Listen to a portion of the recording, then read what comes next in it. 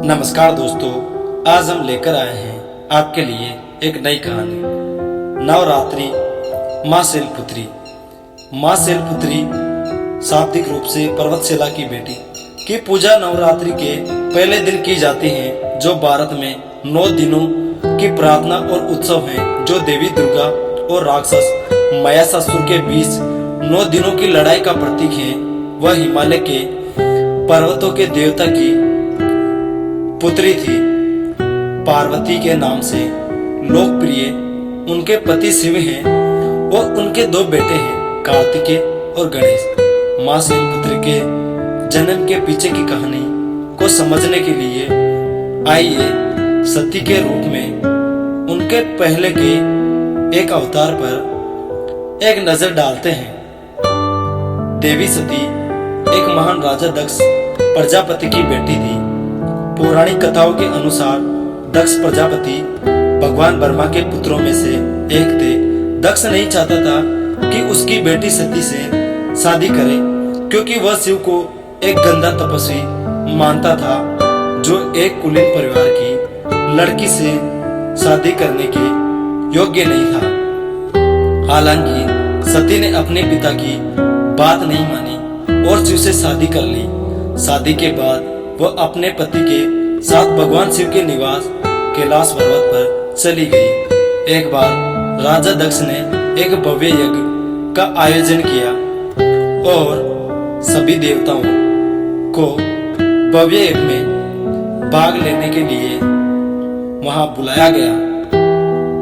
उन्होंने शिव को नापसंद किया और इस यज्ञ के लिए सती और शिव को आमंत्रित नहीं किया।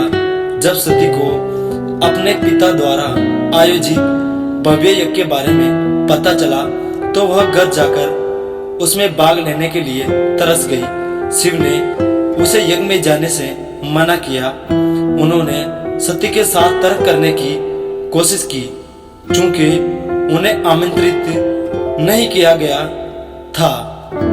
यह स्पष्ट था कि राजा उन्हें वहां नहीं चाहते थे, लेकिन सती ने अपने पति की सलाह को अनसुना कर दिया और अकेले ही समारोह में चली गई।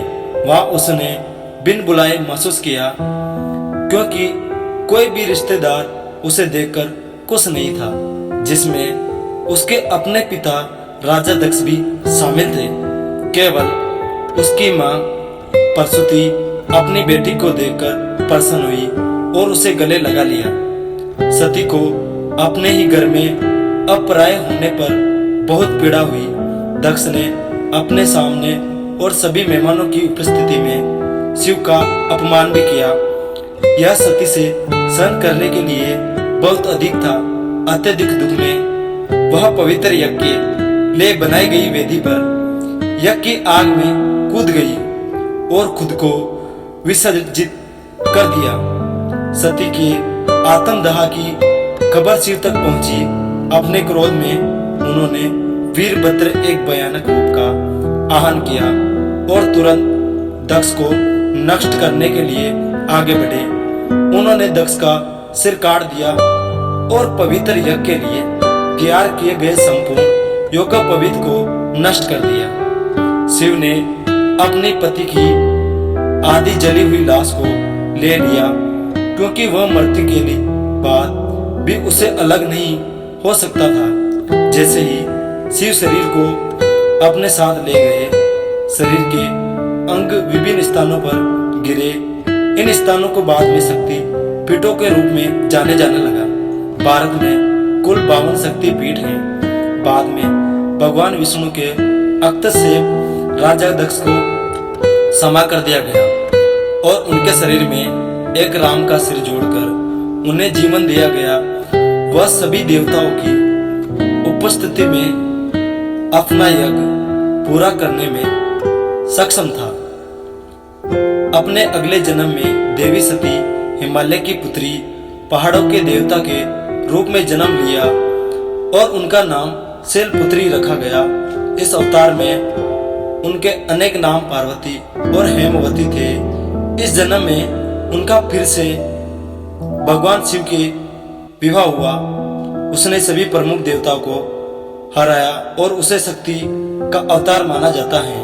तो दोस्तों, अगर आपको ये कहानी अच्छी लगी हो तो हमारे चैनल को सब्सक्राइब करो और बेल आइकन पर क्लिक करो ताकि हमारी आने वाली कहानी सबसे पहले आप ही को मिले। जय हिंद, जय भारत। तो मिलते हैं नेक्स्ट कहानी पर।